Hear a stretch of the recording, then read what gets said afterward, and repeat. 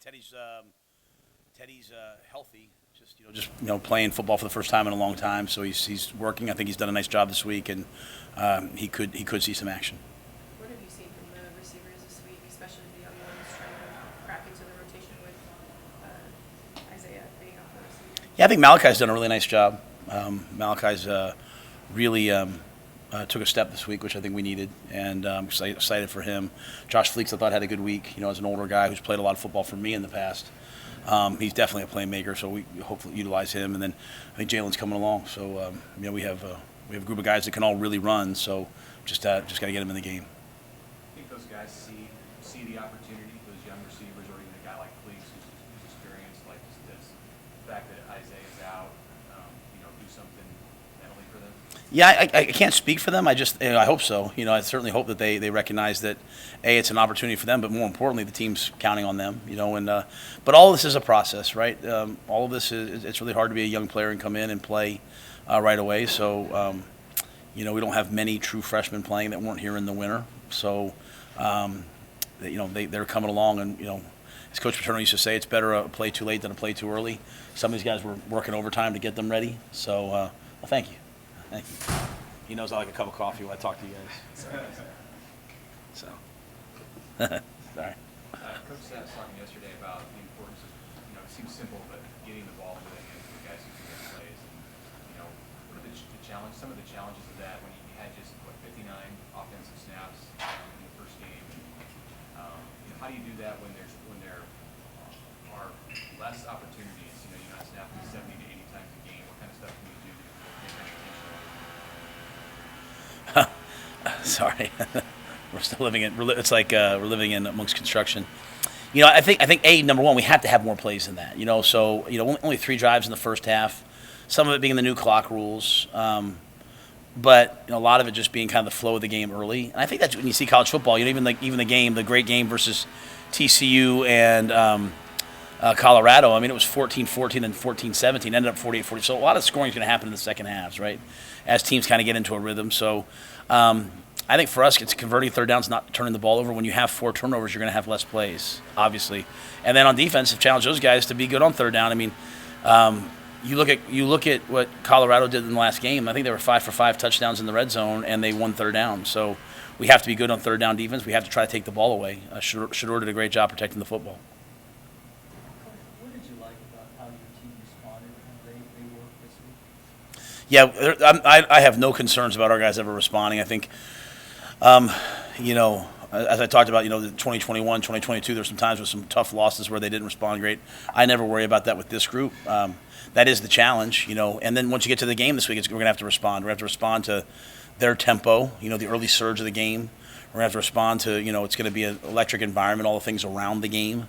But, once the game starts, it's really about what happens in between the white lines. And we got a lot of guys who played a lot of football. We've got guys who played Ohio State and Michigan and Georgia and Alabama and, Penn State. And so we played a lot of big football games here at Nebraska.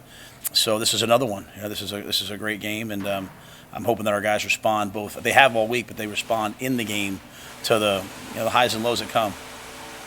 Matt, you said earlier that this week you wanted to keep it about the football. How has your team done in terms of, blocking out some of the hype and the noise? Because it seems like it's really built over the course of this week. Yeah, I start the season off by, every year I delete Twitter and Instagram, and I just kind of live my life old school. If I want to get the news, I read the paper. You guys all do a great job, by the way. But the players don't. So, I haven't seen them in any way. We don't talk about those things. Nothing about this game for us is anything other than football. It's a great opportunity versus a great opponent. That's me. That's the coaching staff. The players, they've been very focused. They've been very locked in. Our practices have been really, really hard. They've been really, really hard. And I think our guys have responded really well. When you have a situation like Ty Robinson being out for the first half, does that change how you practice reps-wise through the week? Yeah. That's a great question. Ty ran some with the ones, some with the twos. The way we kind of alternate, everyone gets equal reps. So, we've always kind of looked at Cam and Blaze as co-starters. Well, now it's Cam and Blaze will start. Ty will wait for his opportunity and then rotate in. Like when we did 2 minute, Ty was out there with the ones because we assumed 2 minutes going to happen at the end of the game. Obviously it could happen at the end of the half, but Ty got a good week of practice in. Do you think, you kind of talked about how you're not worried about this team responding to adversity. Do you think the difficulty of the winter and the spring kind of prepared your team for those challenges throughout the season? Yeah, I think it's in their nature. In that, I think you saw that last year. They, once kind of, Coach Frost was let go, and you saw them just battle back each week. I think it's in their nature. There's so many guys here that are true Cornhusker men that want this program to be great, and they're just built on grittiness. We're not a super flashy organization. We're kind of a gritty, tough. We want to be a gritty, tough. That's our identity, gritty, tough, organization. But we've asked them to do a lot of really hard things. I had one of our starters. I kind of try to meet with some guys on Wednesday and visit with them, and I had one guy say to me like this: since the time we started in January till now, it's the hardest thing he's ever done in his life. And he was saying that in a grateful manner, like, man, if you do this for look at the freshmen, if they do this for 3 or 4 years, how good they'll be.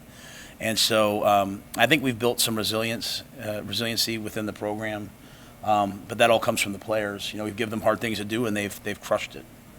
How does the routine change an early kick? Yeah, I think the big thing for us is it's an 11:05 kick for us, right? Like the old days, I would have kept all the times the same. You can't do that anymore because everyone's cell phone, adjusts. But when we were at Coach Coughlin and we went to the West Coast, everything stayed on East Coast time, so we never panicked about, oh my gosh, it's this. So we'll probably get to the stadium 15 minutes later. Instead of most people get there 2 hours before. We get there 2.5, 2:15. We'll probably get there 2 hours before. It's a little bit of a trip from the hotel, but nothing's really different. Nothing's really different. We're gonna go see a movie tomorrow night as a team. We're gonna practice tomorrow morning. We're gonna meet. We're gonna go there. We're gonna fellowship. We're gonna get up. We're gonna do our little neuro charge and go to the game and play. So, fortunately for us, it's not a super long flight, and fortunately for us, that time zone, even though it's 10 o'clock, it's really 11:05 for us. Which, the hardest period in practice for us on Tuesday. We do a 2 huddle drill. It's as tough as anything you've ever done, and we did that right at 11:05. And I'd love to say on purpose, but not really. And the guys kind of recognize that, like, hey, it's 11:05. We practice in the mornings on Tuesdays and Thursdays. We should be ready for an early kick. How did the week kind of go for guys like Jamari and Nick? Yeah, Jamari and Nick are up. They're ready to play. So Jamari and Nick are up. Great news for us. Jamari and Nick are up. Teddy's up. So anything beyond that will all just be like a coaching decision. Those guys are in shape. I'll be honest with you. Our medical staff, our Dr. Mathieson, our training room staff. We hired Chris Peduzzi this offseason, who was with the Eagles for a long time, along with Drew Hamlin, who's been here and returned to play, and all those guys. They're pretty elite. So the guys come back, they're in really good shape. So Jamari's full go. Is there a big travel roster change between conference and non-conference for you? Yeah, we're allowed 74 non-conference. 74 in conference. I think we're taking like 77 or 78 in the conference game. I'm not a big I don't like to take people just to take them, but on special teams, there's some guys that are really emerging, which is great. And usually you need those guys to emerge because as you have injuries, you replace those guys with, but, we haven't had a lot, which is great too. So, the Tavion Thompsons, the Elliott Browns, the Braden Clovers, there's more, so forgive me. But all those guys are doing such a great job for us that they're coming along and they could help us on teams. And again, in the altitude, Coach Osborne came, talked to me about the game the other day. Obviously, the altitude will be a factor. We're going to play a lot of guys. Gabe last had 8 yards of carry, but only 7 rushes. With the nature of this game, do you anticipate maybe getting him the ball a little bit more?